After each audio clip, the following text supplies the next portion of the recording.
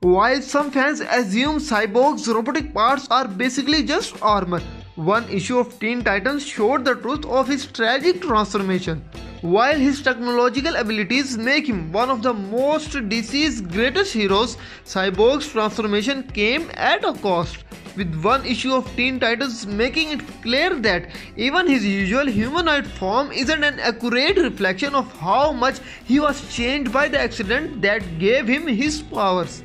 The founding Teen Titans member, who eventually became a core part of the New 52's Justice League, stands out in the DC universe as a particular tortured hero.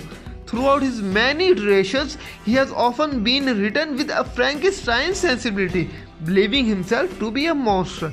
Although that has changed in more recent years, with arc less focus on his physical appearance. It was the case for a long time, influencing Ray Fisher's depiction of the hero in the Justice League movie.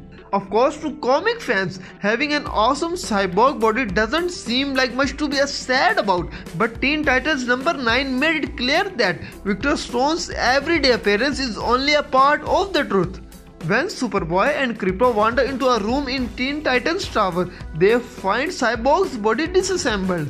Cyborg explains his body requires incredible level of maintenance. Superboy even asks after Cyborg's biological components, which Victor reveals need to soak in a nutrition bath to prevent degradation.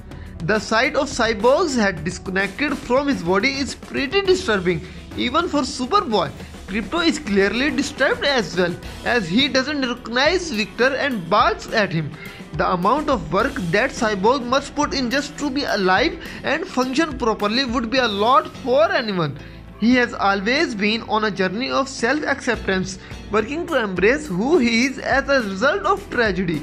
Having a cybernetic body that can change shape and interface with machinery sounds like it might make life easier, but this comic showcases how time-consuming and exhausting even basic maintenance is for Victor. From the outside, it's easy to assume that Cyborg's biological body is relatively intact and just supported by armor. But Superboy learns this isn't the case, taken aback even as Victor reflects that people have been staring at him ever since he was 16. Fans don't see Cyborg disassembled often, so this Teen Titan moment was a useful piece of context that made it clear why Victor might not consider the incredible upkeep his body requires and the alienation it has caused him as a fair trade of being able to shave his arm into a cannon. If you like the video, don't forget to like, comment, share and subscribe. See you in the next video.